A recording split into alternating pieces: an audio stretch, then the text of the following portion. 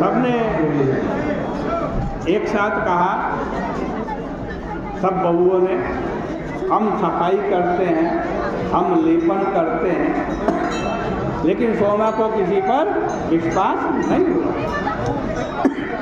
एक दिन सोमा धोबिन रात को चुपचाप छिप करके बैठ गई। उसने देखा कि एक ब्राह्मणी कन्या उसके घर का आंगन झाड़ रही। उसी समय उसका दुखी भाई आया और वो आंगन को लीपने लगा। सोमा ने उन दोनों से पूछा, मुझे बताइए तुम लोग कौन हो? उन्होंने कहा, हम दोनों ब्राह्मण के लड़के लड़की हैं। सोमा ने कहा, हाय मैं जल गई, मेरा नाश हो गया, हाय मेरा घर झाड़ने वाले ब्राह्मण और ब्राह्मणी, मैं इस पाप से किस गति को प्राप्त होंगी? हे ब्राह्मण, मैं तो पाप जाति धोबिन हूँ, तुम ब्राह्मण होकर मेरे विरुद्ध कर्म क्यों करना चाहते हो? शिव स्वामी ने कहा, यह गुणवती नाम की मेरी बहन और बड़ी सुंदरी है।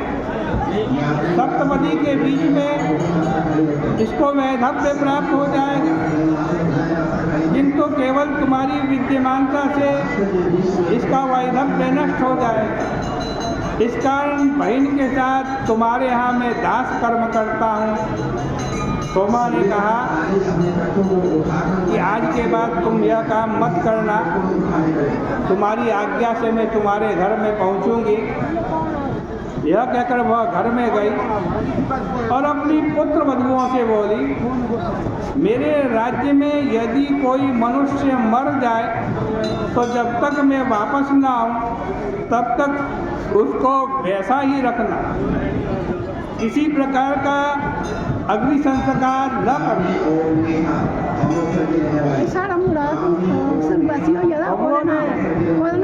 खास तो कहा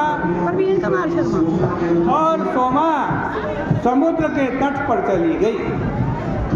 उसने क्षण भर में ब्राह्मण के लड़के लड़की को समुद्र से पार उतार दिया और स्वयं भी आकाश के मार्ग से महासमुद्र को पार कर गए। उसके प्रभाव से सब लोग एक निमेष मात्र में कांचीपुरी में पहुंच गए। धनवती ने सोमा को देखकर दृष्टि द्वारा उसका सत्कार किया। इसी बीच शिव स्वामी देशांतर से अपनी बहन के सदृश वर ढूंढ लाने के लिए उज्जैन नगरी गया और वहाँ से देव स्वामी के पुत्र रुद्र शर्मा ब्राह्मण को ले आया, जो उसकी बहन के गुणों के अनुरूप था। फिर सोमा धोबिन ने विवाह की सामग्री तैयार करवाई और अच्छे लग्न और नक्षत्र में देव स्वामी ने अपनी कन्या गुणवती का उस गुणवान रुद्र शर्मा को दान किया। जिस समय विवाह के मंत्रों से अग्नि में हवन हो रहा था, उस समय सप्तपदी के बीच में ही रुद्र शर्मा की मृत्यु हो गई। सब बांधव रोने लगे, किंतु सोमा आकुलता रहित खड़ी रही। जो लोग वहाँ देख रहे थे उनको बड़ा भारी क्रंदन होने लगा।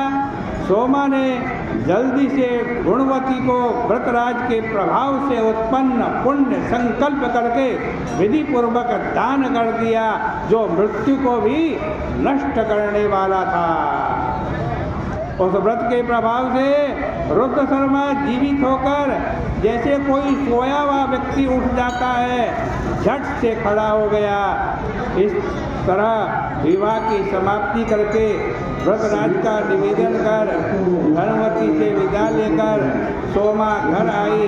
फिर उस सोमा धोबिन ने मरे ब्राह्मणों को जिलाकर हर्ष सहित पूर्ण मनोरथ होकर अपने घर की तरफ प्रस्थान किया।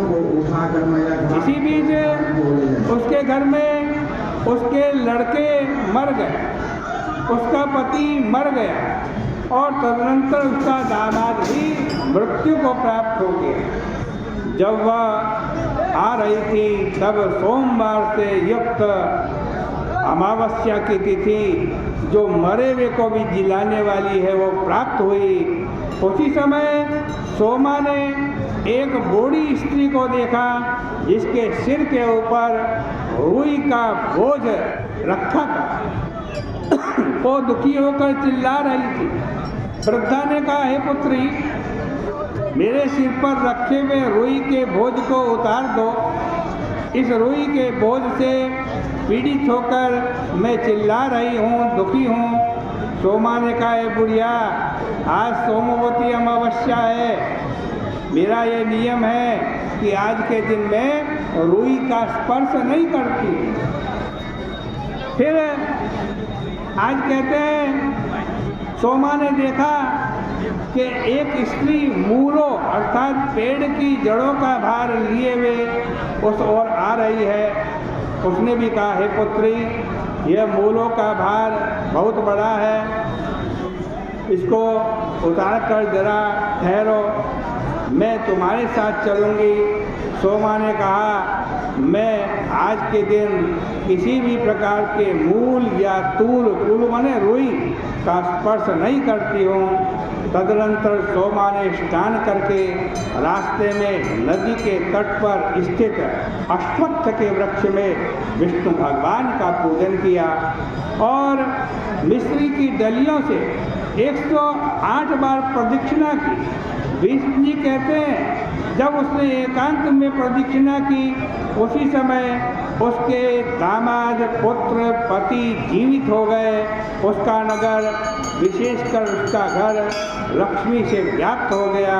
तदनंतर वह भाग्यशाली सोमा अपने घर में आई। वह अपने पति, पुत्र और दामाद को जीवित देख करके कृतकृत्य हो गई।